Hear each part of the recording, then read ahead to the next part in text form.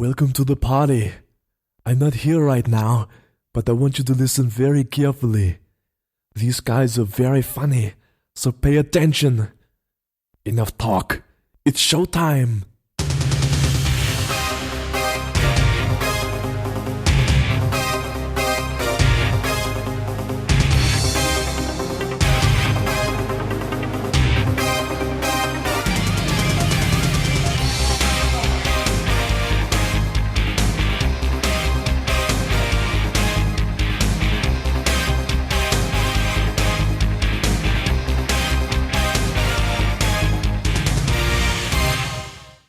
So in this episode of Bags of Action, we are joined by a special guest, Andy Schmidt, formerly a comic book editor at Marvel and also IDW, and also a comic writer. He also founded and runs Comics Experience, which is both Steve and I are familiar with this, is an excellent place to learn about writing and drawing comics. And their website for Comics Experience is comicsexperience.com. So yeah, Andy Schmidt joins us to talk about Highlander. Hello and welcome to Bags of Action. My name's Steve, my co-host is Pete. Hello. This episode we have a special guest who's going to be talking with us about the 1986 film Highlander. It's Andy Schmidt. Hey everybody, how's it going? So this was your choice, Andy. So this is a favourite film of yours, I believe. Yeah, that's right. So I think it's not the first R-rated movie I saw, but it was one of them. I think the first R-rated movie I saw was Terminator, but which I also like. But this was one of the first ones, and I saw it like at home. It was on like HBO or something like that. And my parents didn't know I was watching it, and they walked in the 20-second sex scene and turned it off. And I was like, no, you guys don't understand. This wasn't about me seeing boobs.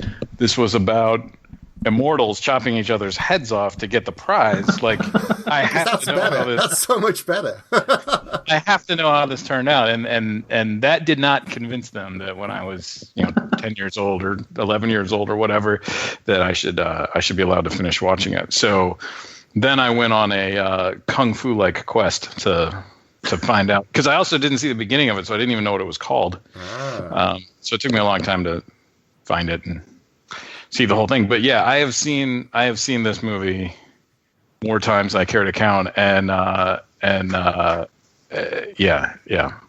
are a few movies that I basically have memorized. There's Highlander, there's Aliens, there's the original animated Transformers. Mm-hmm. There are a couple others, maybe Lethal Weapon 1 or 2.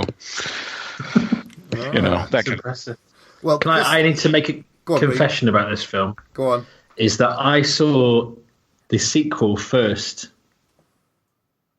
I'm surprised you came back. Yeah, I know.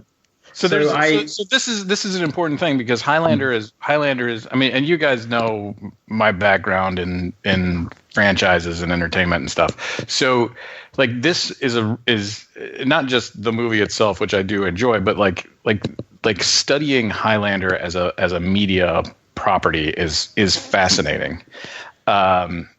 So I'm of the ilk that, like, there's one movie and the rest I just don't care. And it's it's not that I have anything against them, although I think I've seen 3 of the other films and I did not like them. But the Highlander just seems like such a complete story that I never had any interest or need for more. And the TV series I just never really got into. But then you've got other people that are just like, it's the TV series and nothing else matters. It's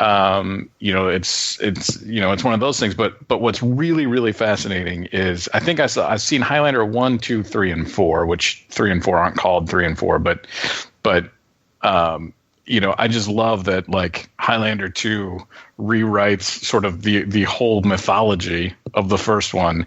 Then Highlander 3 retcons Highlander 2 out of continuity, and then Highlander 4 Endgame retcons 3 and like the last third of the first movie. So I guess only 2/3 of this movie are left in continuity if you were actually trying to follow this, but trying to follow continuity, and this is just a mistake all around. Oh yeah, it's a mess. It's a mess.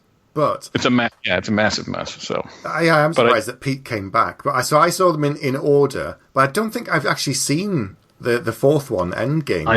I have. And no. Oh, it's terrible. Yeah.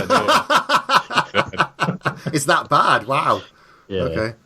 I mean, I agree with Andy. So it does. This is a film which, if it's something that people have been waiting for in a story for thousands of years, and it happens, there really is no need for anything else to happen. Yeah.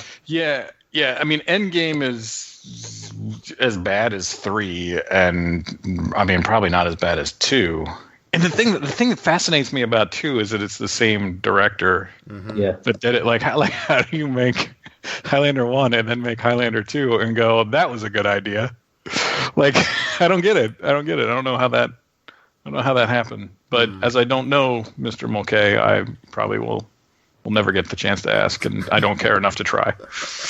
Well, it's the same with me with the Matrix film. I saw the first Matrix film. I had everything I needed.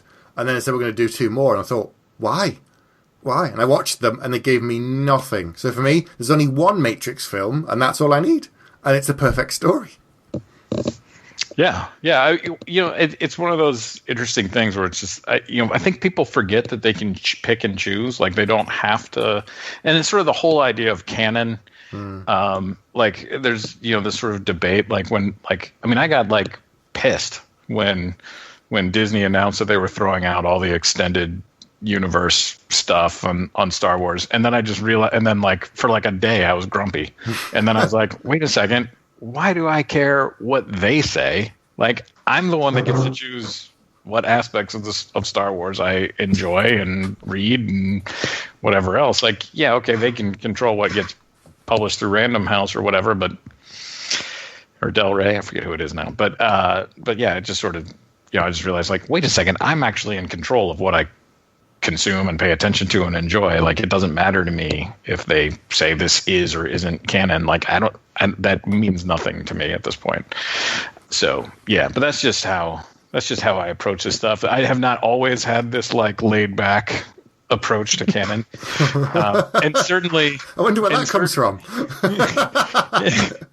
Well, certainly, yeah. I mean, the thing is when I was an editor at Marvel, canon and continuity was important, but consistency of the characters was more important. So we managed to get around a lot of stuff. But anytime we did get around stuff, we got complained at, yelled at, flogged publicly, that kind of thing. Well, but anyway, because there's 3 of us, and you can now settle an argument between me and Pete about this film. Okay. How does that work? How is that democracy? Well, because I'm on one side and you're on the other, so Andy's going to have to decide it. Okay. All right. Majority Casting rule. vote. Okay, so can you pronounce the name of the main star of the Highlander film? Sean Connery. No, yeah. I've always said Christopher Lambert, but I don't know if that's right. Oh, damn! You split the difference. And I was talking about this with people last night, and they did the same thing. They split the difference as well. Well, I think technically his first name is actually Christoph. Christoph. Yeah, there's no R. I'm looking. There's no R. Doesn't exist. It's a figment. Pete insists it's Christoph Lambert. The R is not canon. Yeah, well, I think because I remember reading that like movie posters in France and other places they don't have the R, and I think that's his actual name is without the R, but I don't know. I mean, I don't know. This is the only watchable movie I think he's ever made. What about Fortress? I stand by my previous. It went very quiet. What about Fortress? Fortress 2. Yeah. Greystoke is all right. Greystoke is all right. Yeah, it's not bad. Well, he did Ghost Rider, apparently. I didn't know that. He did what? He was in Ghost Rider, Spirit of Vengeance in 2011, it says. Yeah, I didn't know that. Probably. I didn't see that, but probably it wasn't watchable. There's lots of things that, having watched it recently, that I've forgotten. I mean, I remembered the whole story completely, but there's all the little things that watching it fresh now in 2017 that really surprised me. Like, not just the awful bits, like at the beginning when he's fighting the guy under Madison Square Garden with the wrestling, and the actor is this kind of middle-aged guy with a toupee. And yet, when they're not fighting, he's backflipping up and down, and it's such a terrible cut. Right. So that actually is the perfect lead-in to what I really wanted to talk about, which is the difference between the UK version, or I guess really the European version, and what we got over here in the United States, because they took a bunch of stuff out of the movie when they released it here in the United States, and I would say I agree wholeheartedly with almost every one of those decisions. Oh. And the ones that I don't agree wholeheartedly with are kind of like I could take it or leave it. Like there's a bunch of stuff where like the European version is a little bit more violent. Like when he's getting banished, he gets headbutted in the face like 3 times. Like okay, that doesn't happen in the American version, but like that doesn't really matter. Like you don't. Yeah, it's like you have to like really get into it to tell. And in the church scene in the European version, the Kurgan like licks the priest's hand. Yep. And the licking part of that scene got cut, but the rest of the scene is there. And that's not like that doesn't change the story in any demonstrable way. It makes him a little bit weirder.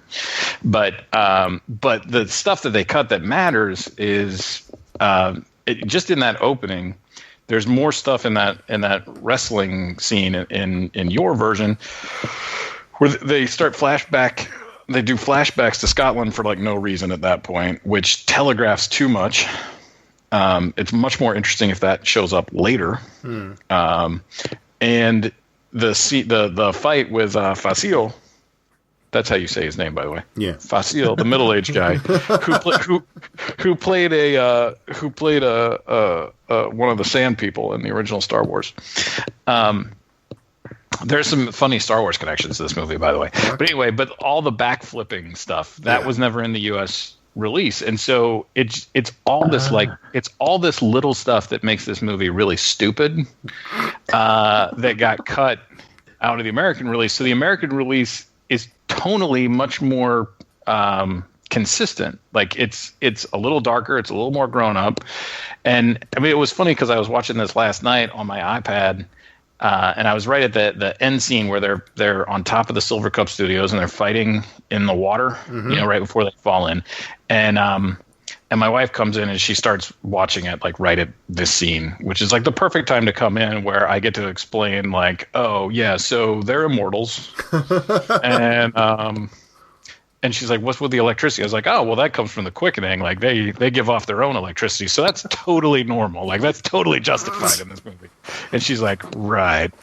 But there's this little bit there, like they get separated briefly. And the Kurgan does this little thing where he just like swirls around in the water and then like goes underneath it like really calmly. Yeah. And then pops back up. Not in the American release, but like my wife is watching it and she's kind of making fun of it because, I'm just watching a dumb action movie.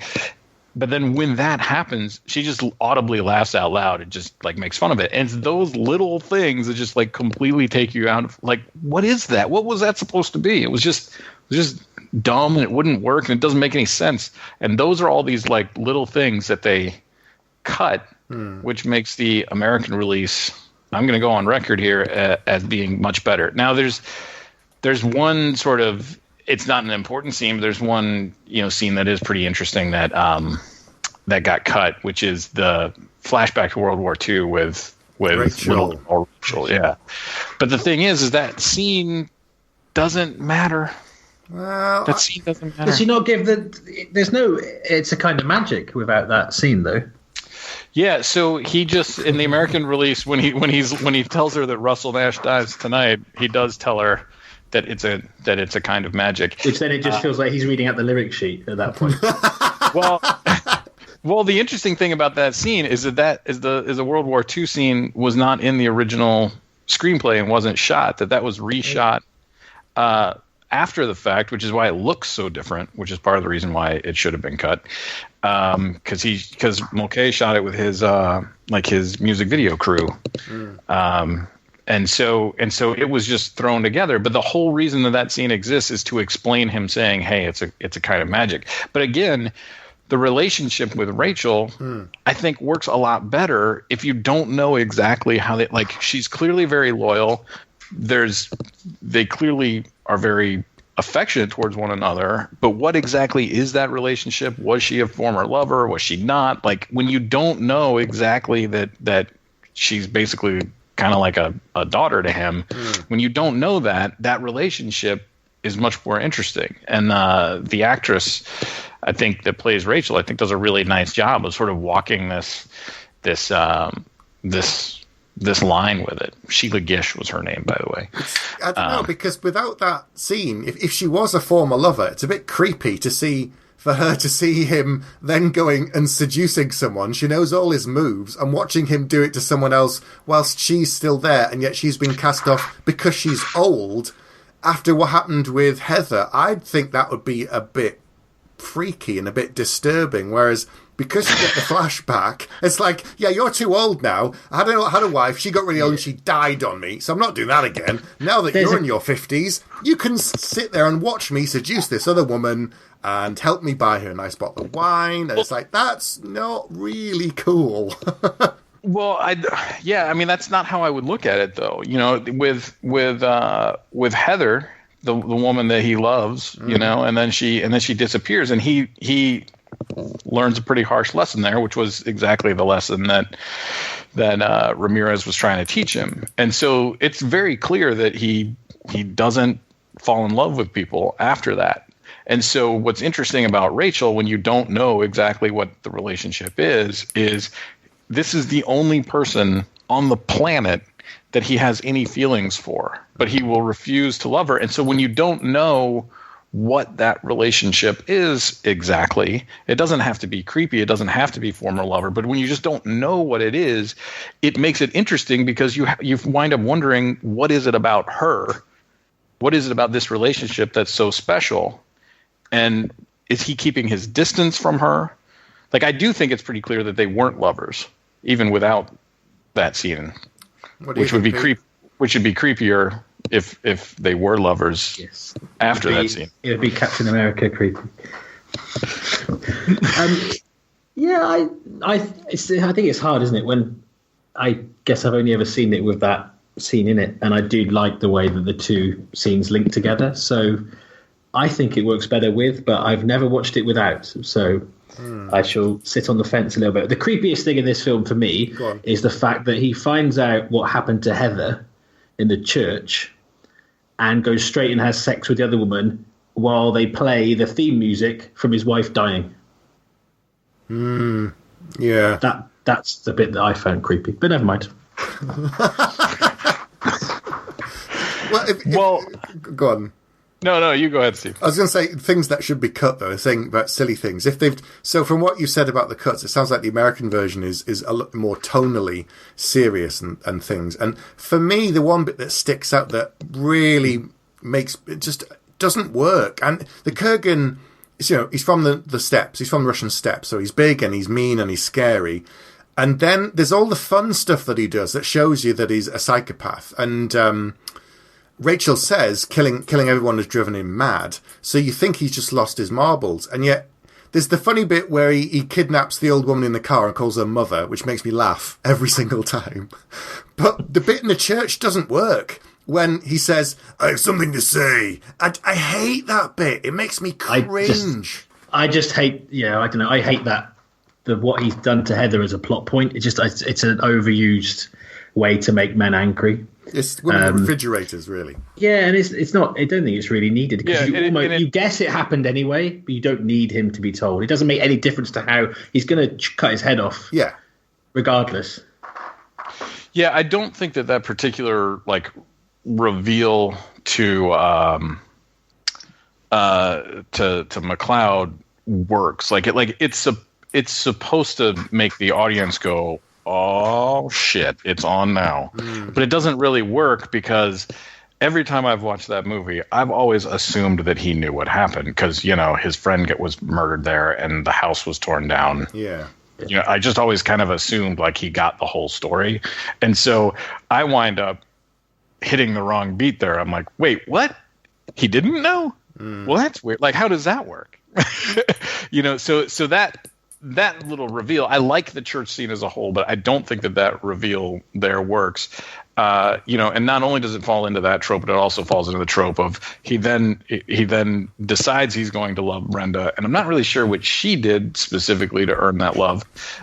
She wrote a book that you like about swords. You like swords? She did write a cool book about swords. Yeah. But then she is then immediately turned into held captive, and he's got to go rescue her, which is not good.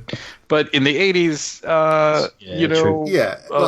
all the men filmmakers didn't realize that wasn't good yet.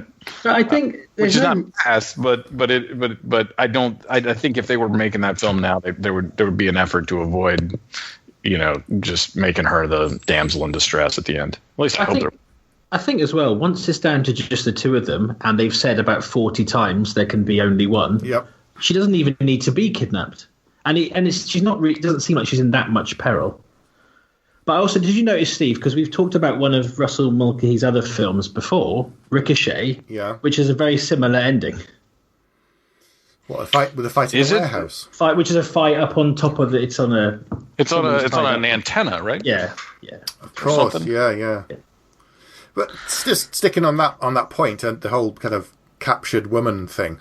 The interesting thing is that he ties her up on the silver cup thing and then basically forgets her and they're fighting and the sign falls over and she's dangling and she rescues herself. And then if she hadn't been kidnapped, here's the irony. If the Kurgan hadn't kidnapped her, MacLeod would be dead because she saves MacLeod by hitting the Kurgan with a pipe.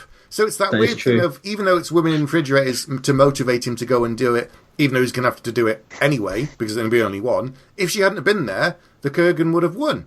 So Steve, I think you missed the point. It's the fact that he finally fell in love. It's love that saves the day. Of course it is. Because, not a sword. Yeah. Also, by the way, I want you to know, having lived in New York City, that you do find random steel pipes the length of swords everywhere. Wow. To beat people up with. Yeah, that's like a known thing amongst New Yorkers. Mm-hmm. Not really. No, not really. Well, Pete. No, I was just going to say, I think it's the irony of there's so much about there can be only one, but when it comes to falling in love, he realizes there can be two. Well, a lot, because... a lot, that's true. But I don't know if he's in love with the others. The thing about the Second World War scene that I like is that without that one, and without the scene of him and his famous duel on the Common, you'd only assume that he'd lived just the one Scotland. Life in Scotland. Yeah. Whereas you see him as a bit more worldly. You see him fighting on the duel and getting stabbed lots of times. And it explains his accent, because he says he's travelled around the world. That's why he's got such an amalgam of an accent. And yeah, that's why when he says lots of different places, he sounds so weird. And of course, like Jean-Claude Van Damme having a stroke. Yeah, and just like Sean Connery says, "I'm Egyptian, you Spanish peacock," and all that kind of stuff. It's just because obviously he's Egyptian, and yet he's lived. What's a haggis? A haggis sounds disgusting. The casting of this movie is maybe the most genius thing about it. But yeah, I like the Second World War thing because it shows that what he's done, and the Rachel thing. I like the fact that we get to see the duel, but it's more interesting than just he was a Highlander, and after that, now he's an antique dealer. Wow, that's so dull. Was the duel scene in the American version, Andy? The duel scene is it ends a little earlier than it does in your version. So in your version, it ends with the guy shooting. Yes, the other guy there. That doesn't happen. That didn't happen in the American version. He just walks off, and it has that shot where the guy like jerks his head to one side, and then that's the end of it. I think they cut out these little brief bits of violence, but it was interesting because I watched the last half of it last night, the American version, which by the way you can't get on Blu-ray or DVD or anything. Like you still have to own the old VHS tape to get it, or the Laserdisc. They haven't released it in like 20 years now. It hasn't been available, but anyway, but then I turned around and watched that same, hour of the European version, and and I like there was a lot of like that little stuff that I had kind of forgotten was different. But yeah, so I'd like to point out something else. Go on. Which is one of the all-time best pickup lines is from Star Wars, which is "I'm here with Ben Kenobi," and she said Ben Kenobi. So clearly, this is a great pickup line, right? But this movie has your backup pickup line. If the Ben Kenobi thing doesn't work and the girl doesn't come with you, then I've found that if I just pull out a dagger and place it in front of my chest and say, I'm Connor MacLeod of the Clan MacLeod. I was born in 1518 in the village of Glenfinnan on the shores of Loch Shiel, and I am immortal. And then I plunge the dagger into my chest and collapse dead on the floor and then get back up. That wins every time. That is a winner. In Scotland, that's called foreplay.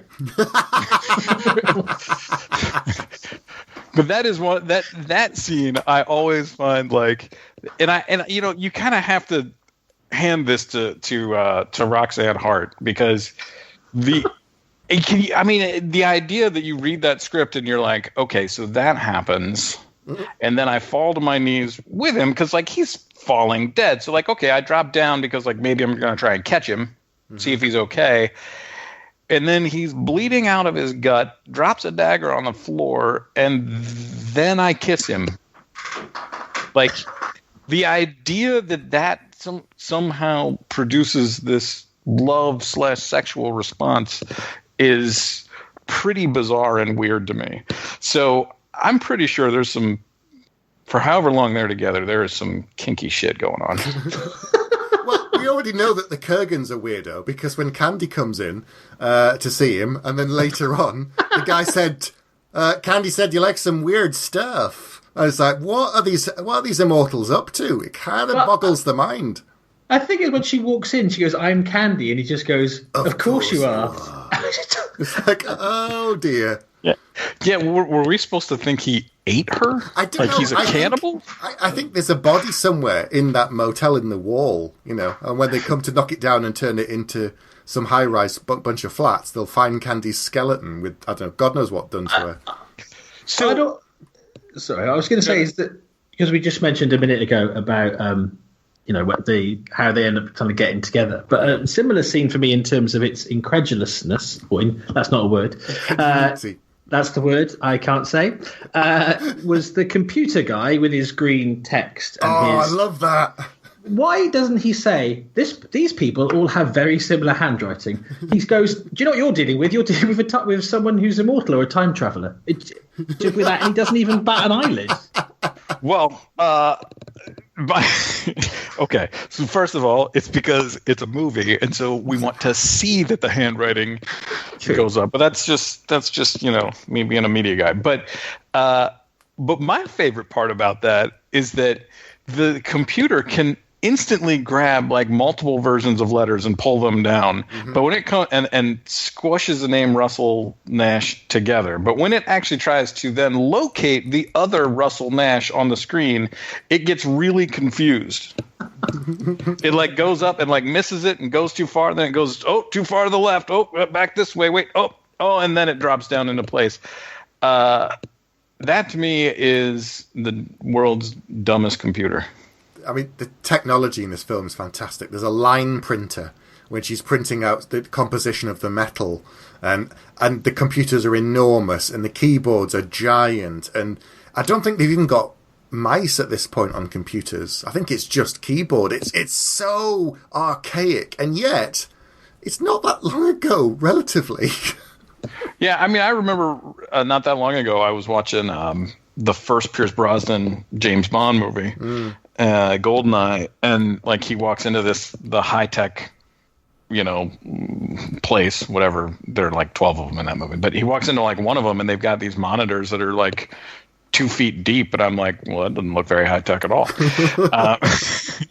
Those aren't even touch screens. What's going on? You know, it's interesting, and you know, my kids were born 10 and 6 years ago, and like the first time that my son like walked into somebody's house and they were playing video games, he just walked up to the screen and started trying to manipulate it with his finger like right when he started to walk. I'm like, yeah, that's a little different from me. Like that just wouldn't have occurred to me.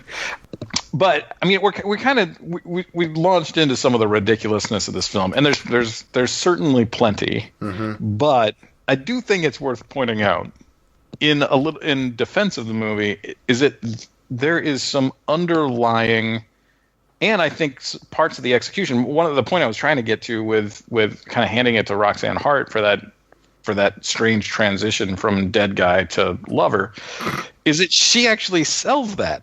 Like I kind of buy it, which is impressive because there's no way that I should, but she sells it, I think. And but there's underlying stuff here that I think is really, really cool, really fascinating. The whole and the world is fairly well realized in that, you know, they've got their rules and the parameters of how this works is set up. It's not set up in the and the best part is, you know, that they don't fight on holy ground. They will feel this call and they will bow to the last for the prize. That's all you need. Yeah. And then everything else, every other question, like, well, why are these guys immortal or wherever, like all of that is just summed up in, hey, it's a kind of magic, which is what I love about this one and is what destroys the second one. The thing that destroys the second one isn't that it goes off into the future. There's aliens a shield and stuff. Earth. The aliens. Yeah, it's this need to try and explain stuff that should never be explained. And if Michael Ironside can't save your movie, no one can. It's true. It is true. Look at Starship Troopers. Without him, that film was a flop. So I'm curious. So in the American version, at the very beginning, is there the voiceover from Sean Connery? There is, yeah. So so you were saying that if they didn't have other things, it kind of gives the film away, and the bit at the start in the garden and flashbacks. I think if I was going to redo the film now and recut it, and I had the American version to start, I would take out that voiceover thing at the beginning because you make it more of a mystery then, that you don't know who this guy is, you don't know why they're going around chopping heads, and you're more in line with the police. You're more thinking, hang on, he's just a maniac. And as things start to go on, and then you get the flashbacks, you realise there's something more, to the point where when Sean Connery turns up, he then explains everything that we've already had, because he told us in the voiceover at the start of the bloody film. So unless you've forgotten that first 30 seconds, you kind of know what's coming in this film, which on the first viewing, I had no clue. I was absorbed by it, but now I go, oh yeah, down dawn of time, yeah, fight to the last, yep, gathering, okay, and then we get told 3 or 4 times the gathering, the quickening, the gathering, and it goes on and on and on. The intro bit does feel like it may have been added extra. Yeah, I think it was, and you know, a lot of films do this, and they get added in later too. I know Dark City was like that. The producers made them put the opening narration or voiceover or whatever in the beginning of Dark City. And Roger Ebert makes exactly that same point. It's like, well, that just kills all of the drama out of the first, 2 hours of that 2-hour movie. Because it's just all explained. And in Highlander, I don't think it's quite that egregious because he doesn't get into specifics. Like, he doesn't name Connor McLeod. He doesn't even name himself. I mean, you recognize his voice. So there's still enough mystery, for me. But to be fair, like I said, the first time I saw this movie, I didn't see the beginning of it. So I didn't know that. But, I don't know. I just think there's something brilliant to this. I think it actually, and one of the things that I really do love about this movie is that it's a movie that isn't just an action movie. It does actually attempt to sort of talk about real themes and stuff. And the fact that these guys are immortal, it comes up like they use that for dramatic effect. And if it's not an actor or an actress selling it, and Christopher Lambert or Christophe Lambert, whatever you want to call him, if he's not the one selling it, because he doesn't sell a whole lot in this movie, if he's not the one selling it, they put decent people around him that do, and even when they don't have to, because Queen's got you covered. That's true. And Steve will know this. In other episodes, I've complained about on-the-nose lyrics that are basically someone singing the story. This is one of the notable exceptions where I don't have a problem with it, because I think it enhances the film massively. If your heart doesn't break when they sing "Who Wants to Live Forever," then you are made of stone. I mean, it's true. This film's got some of the cast is a little bit suspect, but I'd forgotten about some of the other people. So Alan North. Yeah, but also like James Cosmo. Thereafter, he became the Scotsman in every film, right through from Braveheart. Now he's in Game of Thrones. He's just been in Wonder Woman as well. Yeah, not Scottish though. You got Celia Imrie, which is very bizarre seeing her as the girlfriend at the beginning of the film compared to what we've seen her in the last 30 years on British TV. It's so out of character for her. It's ridiculous. And Clancy Brown, I think this is the first film that I ever saw him in that set him on the path of being a villain in absolutely everything ever. Apart from one TV thing that he did. And do you know what that was? No. So he was in ER, and he was a love interest for one of the main characters, and it freaked the shit out of me. I was convinced. Well, yeah, because you're like, no, don't go with him. He's going to knock your house down. Yeah, he's going to chop your head off. Murder your boyfriend. He's going to do all sorts. Eat your prostitute. Mentor. He's going to do everything, and then it turns out that he was just a nice guy having a relationship with this doctor. I wasn't convinced. I was waiting for the kind of Hannibal moment where he opens a cupboard or he opens his briefcase and it's just full of human livers, and yet they never quite got to it. I don't know why. Maybe it was cancelled. But I have a similar thing in reverse in this film now, because I'd forgotten that Alan North is in it. And whenever I see Alan North as a policeman, I straight away think of Hear No Evil, See No Evil. So I was waiting for Fuzzy Wuzzy Was a Woman, but that didn't happen. I love that. But one of my favorite things is that Castigear, the guy that thinks they should have a party, is in the Phantom Menace, and is in Attack of the Clones and probably in Revenge of the Sith. And he's also in a long-running British hospital soap called Holby City. Is he in that? Oh. Yeah. Oh wow. Has been for a long time. Yeah. Is he the guy on the desk? No, that's in Casualty. No, he's in Holby as the. Rick Griffin is the name of the doctor that he plays. Okay, I don't watch it, so I was vaguely aware of the show. And John Polito is like an amazing character actor. I mean, he's phenomenal in a bunch of stuff, especially like Miller's Crossing. He's turns into a tremendous performance in that film. Yeah, this is all very strange. This movie is just so strange because, like, you kind of look at all of these elements that in and of themselves, like, in a vacuum, you're like, oh, I can see how this works. I can see how that works. I can see how this other thing works. But then when you decide to put sword-fighting immortals, Queen, Sean Connery, and, like, all of this stuff together, I'm like, this doesn't make any sense. This shouldn't work, and yet every piece of it kind of does. Yeah. Do you know why, Andy?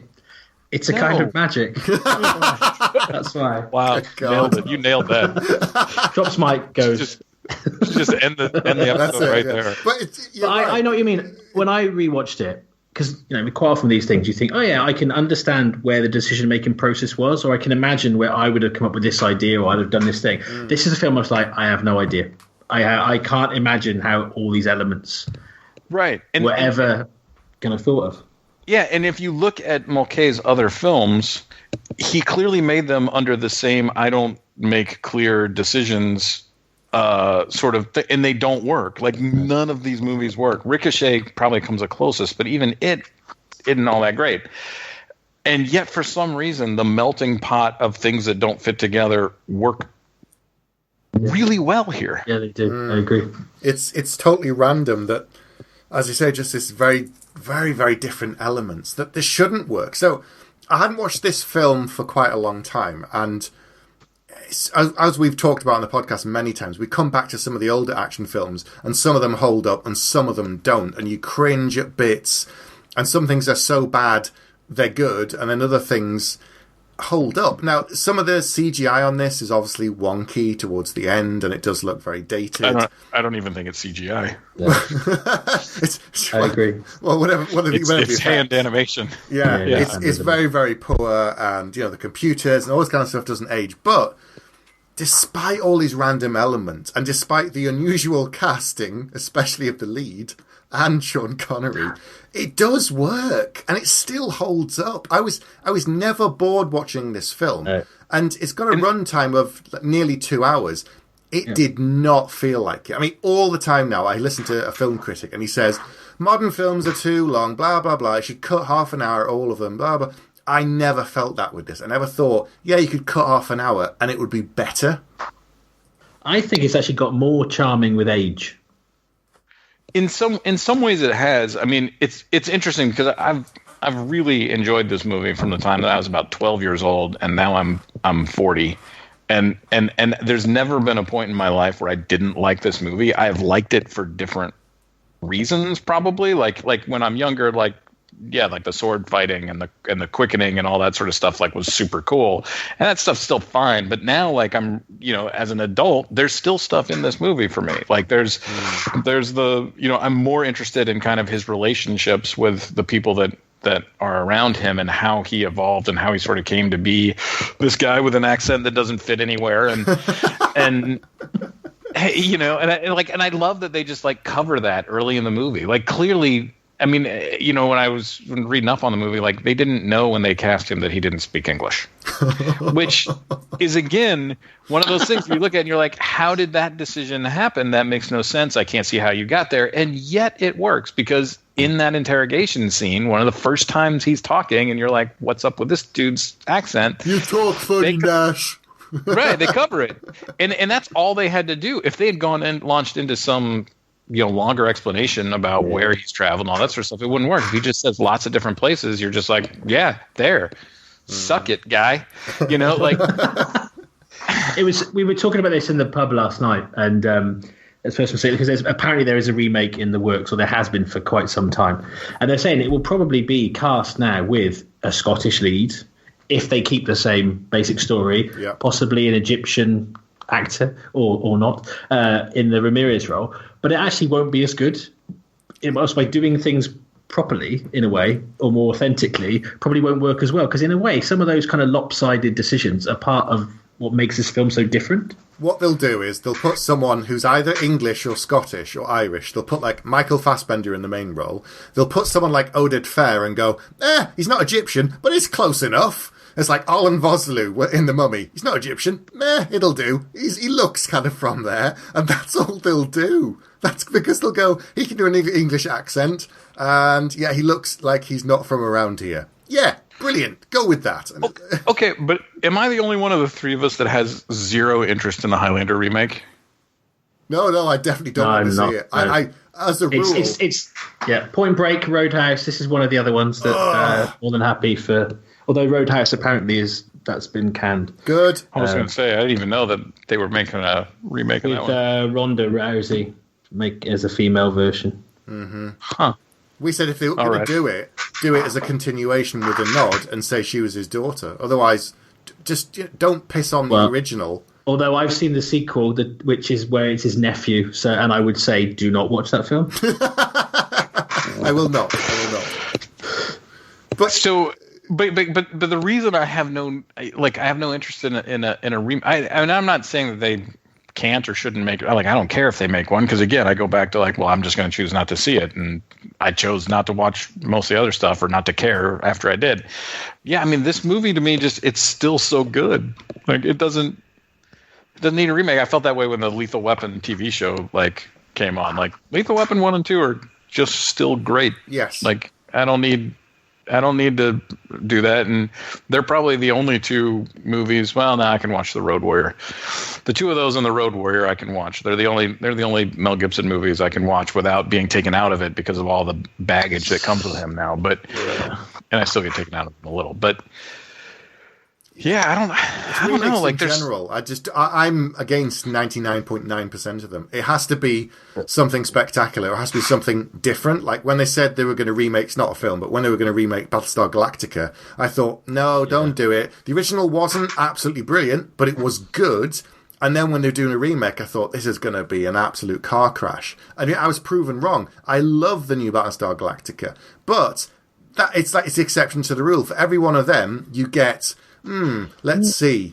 Total Recall, Footloose. Name the other Arnie one that they did. Was horrific.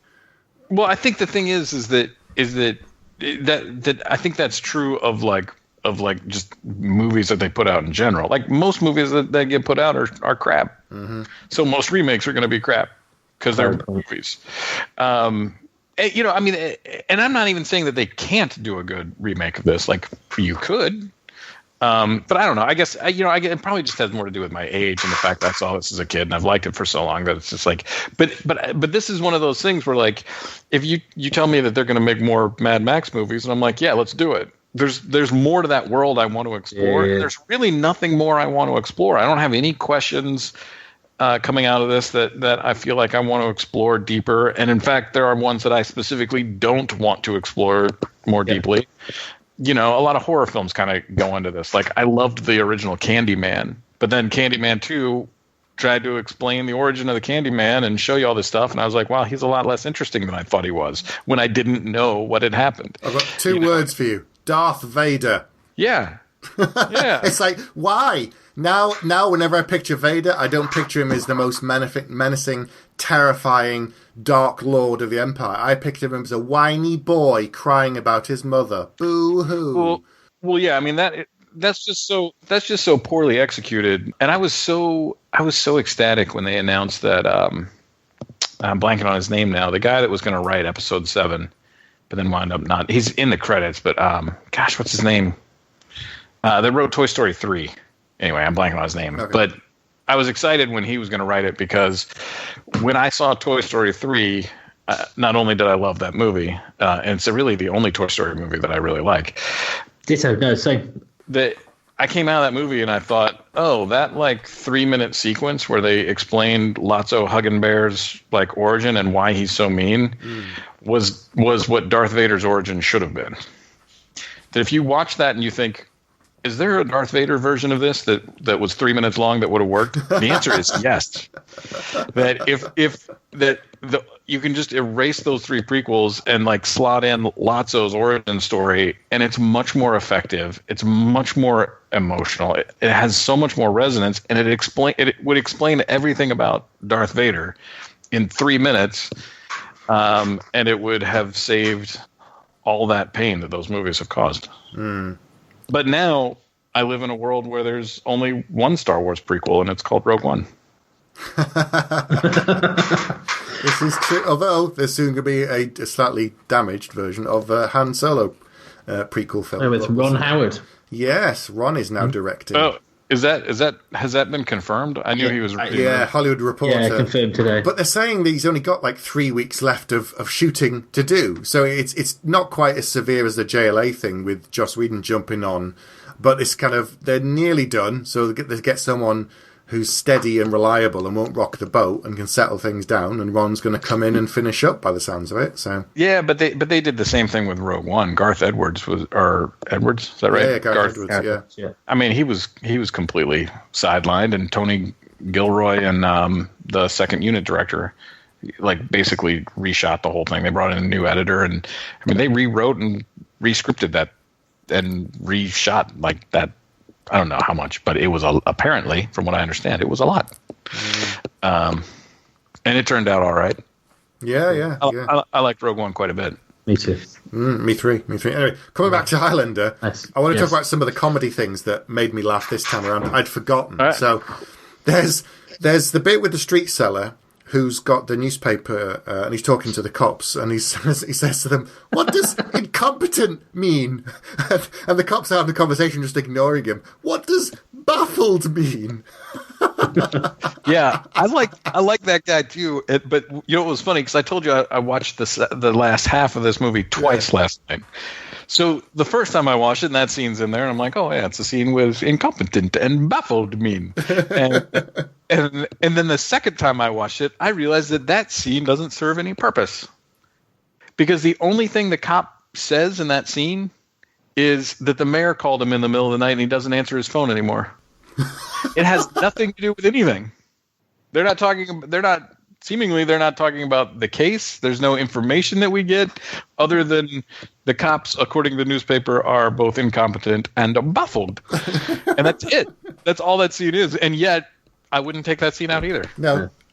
There's that in the gun nut, which I'd completely forgotten. He's driving around this super car. The Punisher. Yes, the Punisher. I love that guy. He sells it again. Like that's a terrible idea. Uh-huh. And yet, that guy sells it when he's all, come on. Like, I'm like, that wasn't an actor. That guy was just there. They went to a conspiracy theory chat room. It was Ted Nugent. And they got him to come in. That guy sells it, and there's a good choice, another good choice that makes that scene work when he gets interviewed by the cops after being stabbed. Yes, in hospital. When they cut away, because if you'd heard what he said, you would have been just like, that guy's a dumbass. Yeah. But when they cut away like that, and the music pops up, and then the cops walk away, and they're like, well, I don't want to talk about anybody glowing in the dark. Like, it works so much better that way than if they tried to shoot that in the traditional way. And probably they did shoot that in the traditional way, and they were like, this does not work. We're going to take the sound out, and we're going to do something else. But man, it just worked so much better that way. And those are those like little things that make that work. And Michael Kamen's score for this movie, which incorporates, a lot of the music from Queen, but there are moments where that score is really creepy. That little, I don't know what it is that he does, but I don't know what it is. But anyway, whatever it is that he does, we were talking about the computer lab scene where they put together the signatures, but the music in that scene, again, makes that work. And it's the same sort of music that makes the scene work with the doctor that's like, yeah, he died after half a minute. It just, all of those things that seem like they're just like, those are just info dump scenes, and yet they're done in a way that makes them work. Like, I love that, like, even that shot that opens the scene with the computer nerd, the most stereotypical computer nerd ever put on film, by the way. And it's this high shot looking down, like, over the walls. Like, I don't know where you went to find that place, but you're like 3 stories up looking down on an office. Like, I don't know where that is, or if they built it, I don't know, but it works so well. Yeah. I think the shot choices in this, because this was around the time when a lot of music video directors were kind of breaking out into films with mixed results.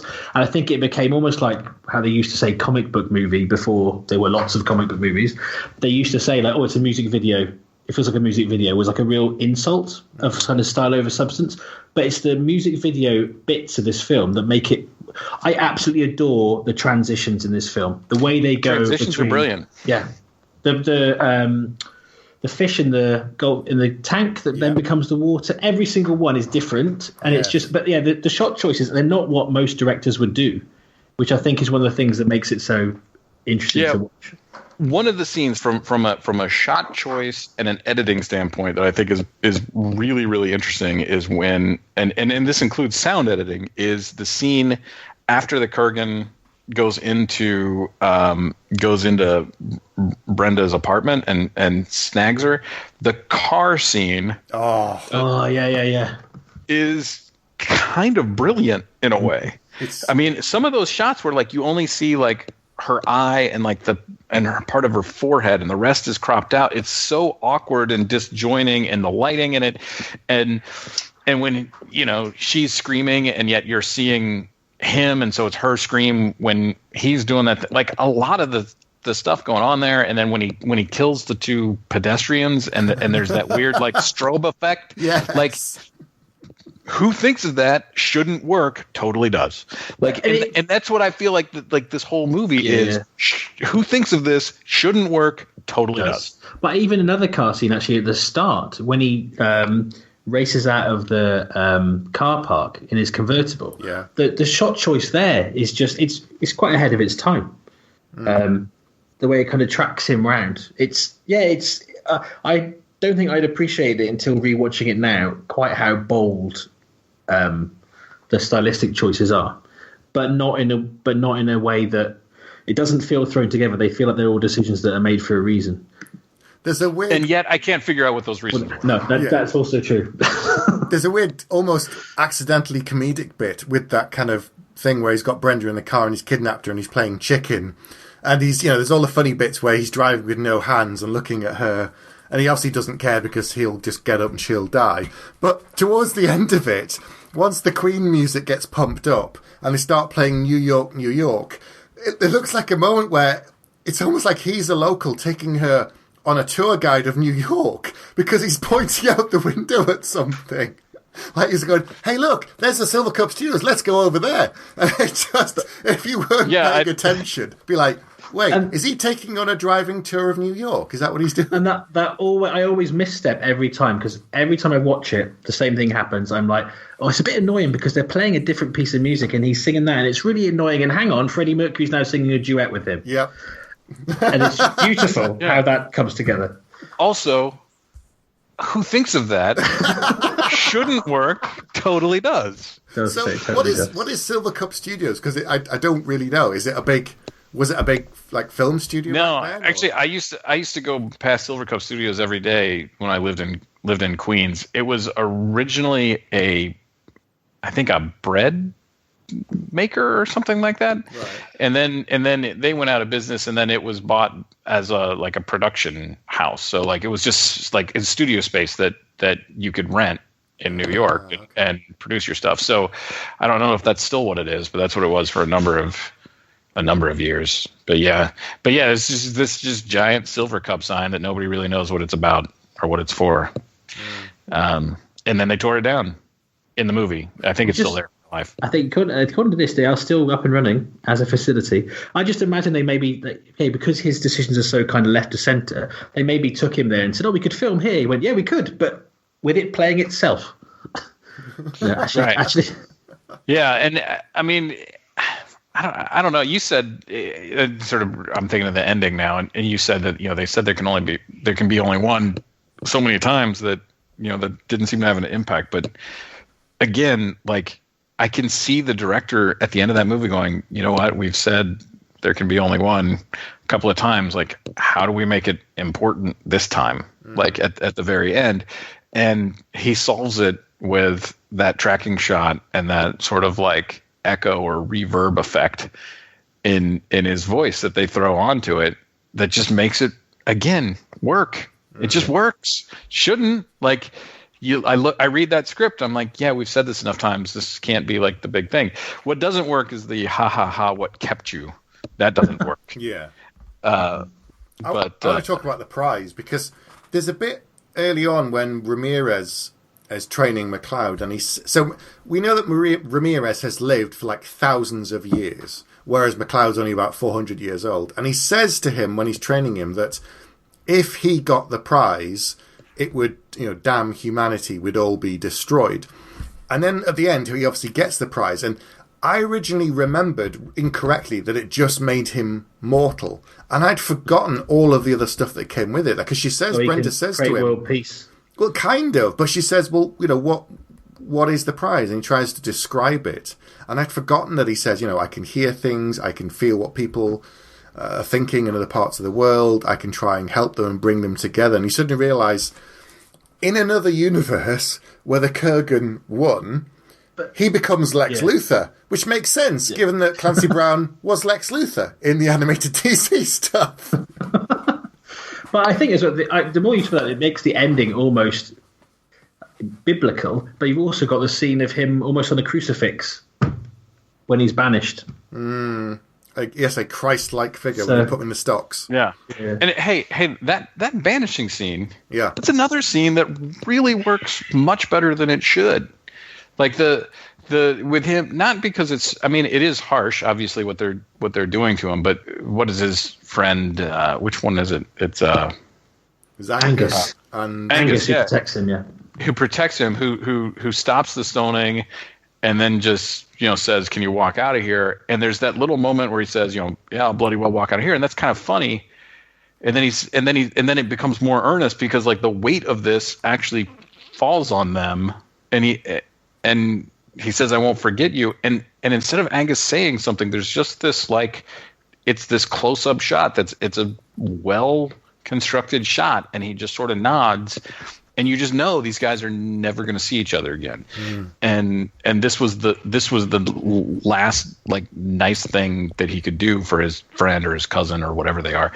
And it's a scene that's like, it again, on the page it's not that effective, but it gets elevated in the way that it's shot and in the costuming and with the music, and I still find like however that exchange is between them just feels very genuine to me.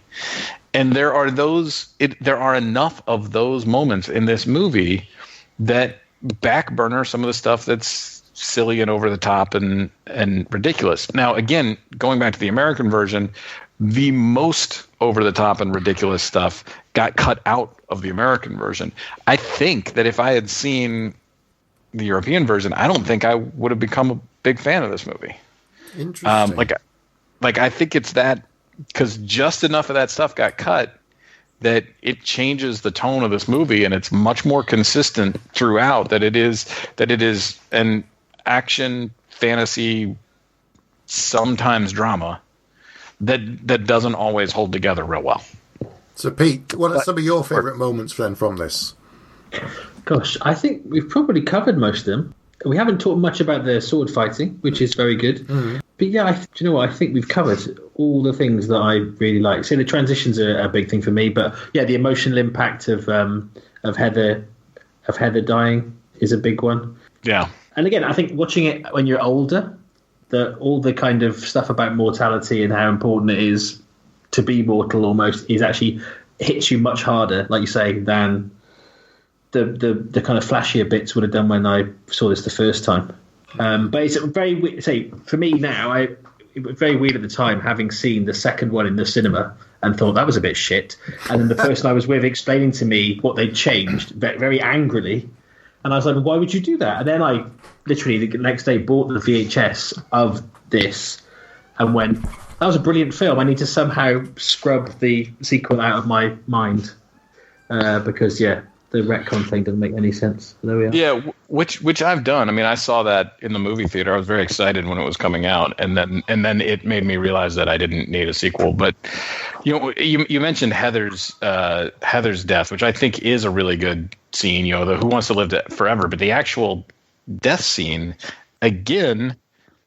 Mulcahy does something, or the editor does something really interesting, which is as she is dying and as they are having that conversation, they cut away from that room. Like they're zooming in on his face as he's, and this is probably his best actual acting moment in the movie. And they cut away from him as they're zooming in, and they have that tracking shot going up the mountain where she hasn't died yet, but he's clearly carrying her body to bury her. Yeah.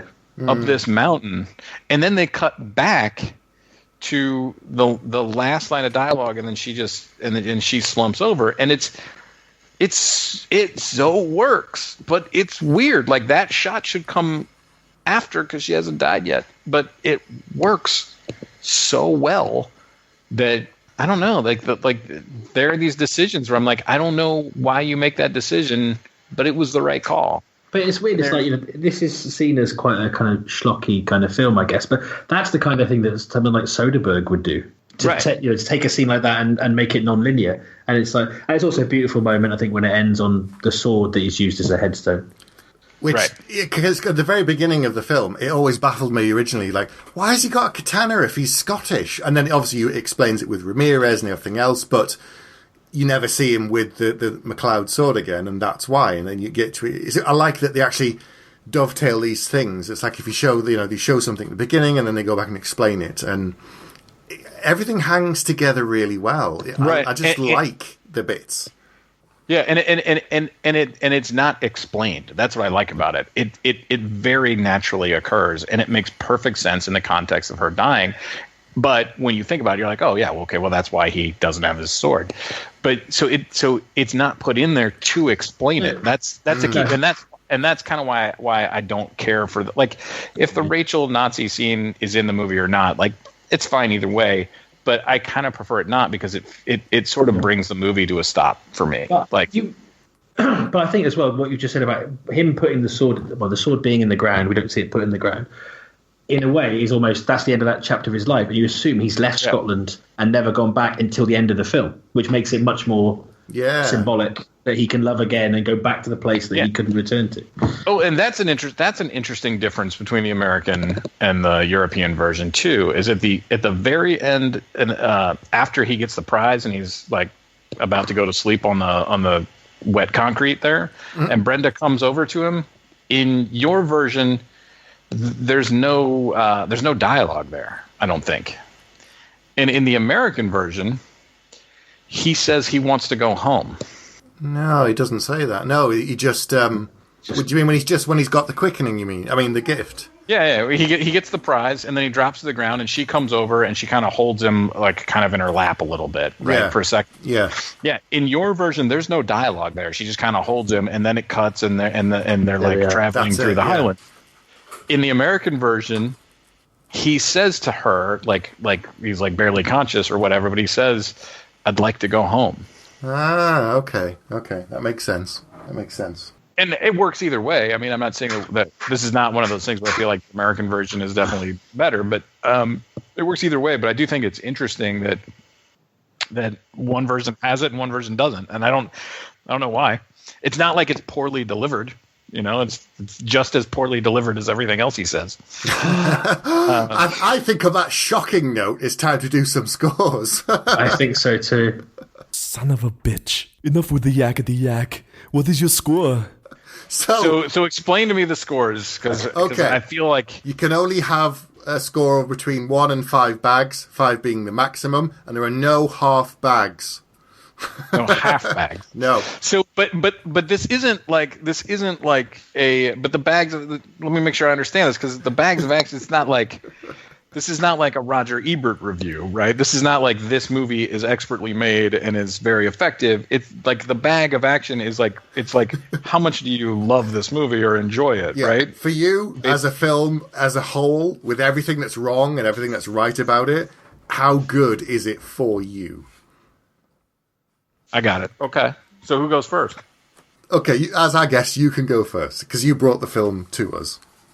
Okay. Well, yeah, I mean, I think going back to what I said earlier, that this is a film that I have enjoyed, and on multiple levels, mind you, because I'd like to think that I've matured in 30 years, since I was 10, 11, 12, whatever it was when I first saw it. I mean, and I still, as long as I'm watching the American version, I can't actually get through the European version, I'm not going to lie.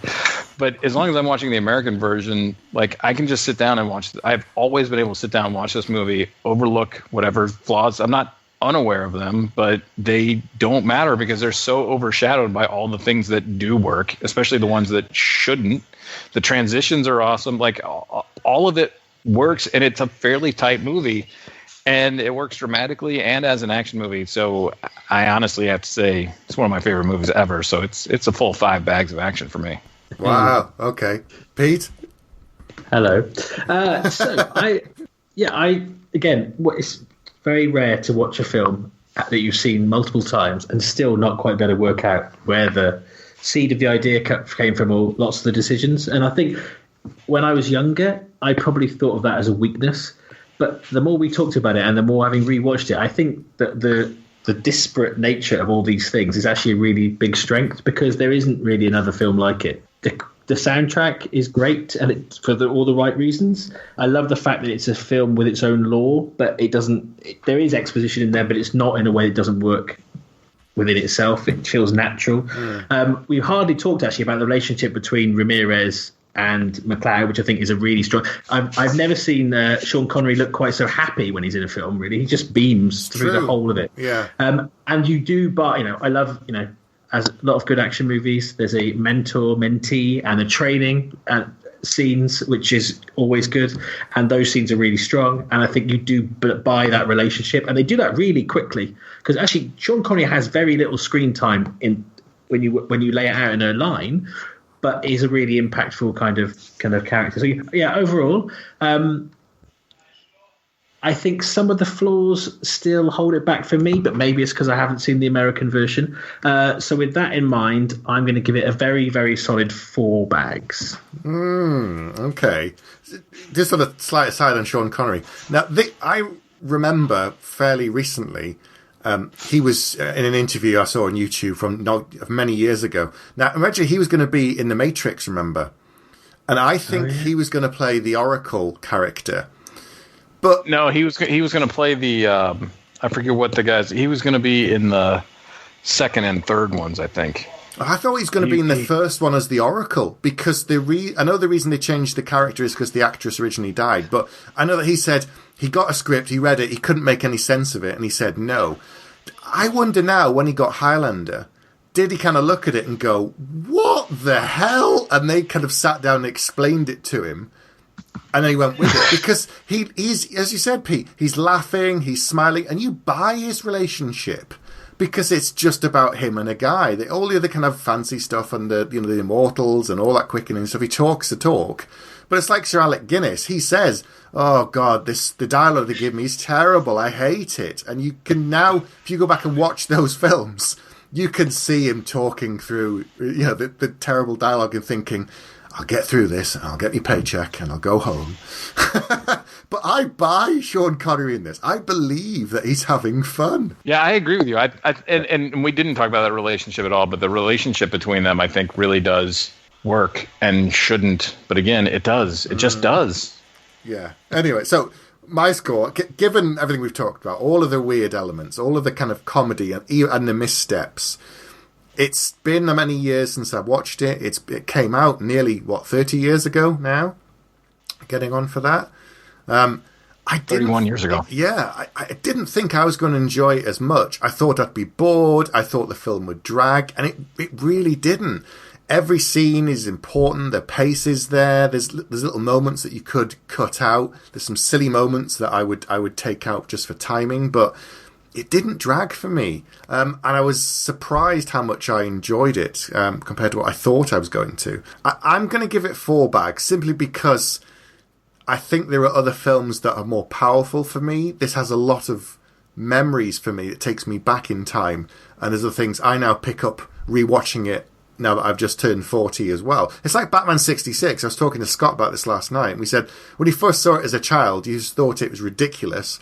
And then when he got older, as a teenager, you probably thought it's just a load of fun. And then you get older again, you go, actually, this isn't a brilliant comedy.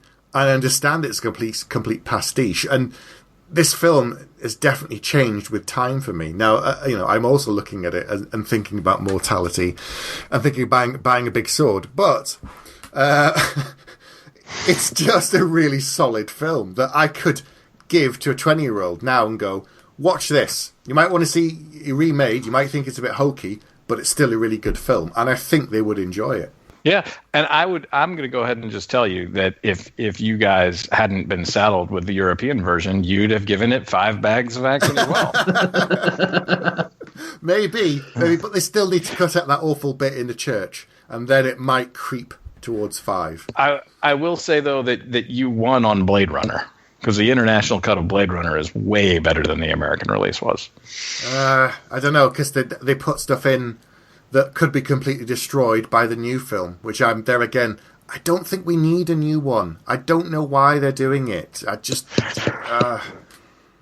I'm very curious about the new one, but if it's not good, I think it'll be good. But if it's not good, it won't diminish my appreciation of the original. I've lived with only the original for 40 years, so I can, if there's a new one that comes out and isn't good, I can just go back to a world with only the original. But it could nail some things to the floor that the main star and the director disagree about from the original. That's what worries me most about the new one. Not that it could be great, but if they go, "Oh yeah, but he's replicant," or "Oh yeah, but he's human," you go, "Wait, what?" And then all that stuff from the film and the original, it changes my future viewings. Oh, see, it doesn't for me, because I go back and I look at, and I still view the original through that same lens. Like, what were they trying to say with this? And it doesn't matter what the sequel says. Like, and that's what when we were talking about, like, sort of the continuity and canon and stuff. Like I just, even if they definitively say he's a replicant or he's not, like, I don't know. Like in Blade Runner, that's still a question. And just because they answered in the sequel one way doesn't mean that that's what the answer has to be for me. But that's just how I take these things. But that's also because I've been yelled at for most of my professional career for errors of continuity, and I just, my opinion on these things has changed. Well, I think something I might have to watch here. I've just found out there is a documentary that was on the Highlander 2 DVD release called Highlander 2 Seduced by Argentina, where they basically talk about everything that went wrong and why it wasn't the film they wanted it to be. Interesting. I don't know if that may be one of those things, like people always say, watch Armageddon with the Ben Affleck audio commentary. Which I haven't done, but apparently that's hilarious because he just goes through the whole film tearing the science apart, which isn't a hard thing to do. But it's just very funny for someone who's actually in the film to be the one doing that. And that there is a Highlander 2 Renegade cut that is significantly different from the theatrical release. I don't know if this is a American release versus European release thing or not, but they apparently Mulcahy went in and re-edited it and put a whole bunch of different stuff in. And this documentary was for that release. Actually, I've just seen it was to go on that. So I wondered why you'd have a documentary saying what was wrong with the film you just bought, but it's to say what was wrong with the original cut. I've never seen this Renegade cut or whatever they call it, but because there was no scene in the version I saw that I wanted to see a second time, so I was like, probably adding more stuff to this isn't going to help. Once was enough. Was enough. Well, guys, thanks for having me on the show. I appreciate this. I appreciate you. Thanks for bringing Highlander back. It's been a long time since we've watched it. So it was good to go through it again and be surprising for both of us how much we enjoyed it. So next month we've got another guest coming on, but I'm not going to tell you what film we're going to be watching. You're going to have to wait and see. And tune in next month for that fun and games. You have been listening to Bags of Action. No bullshit. You'd better stick around for the next episode, because if you're lying, I'll be back.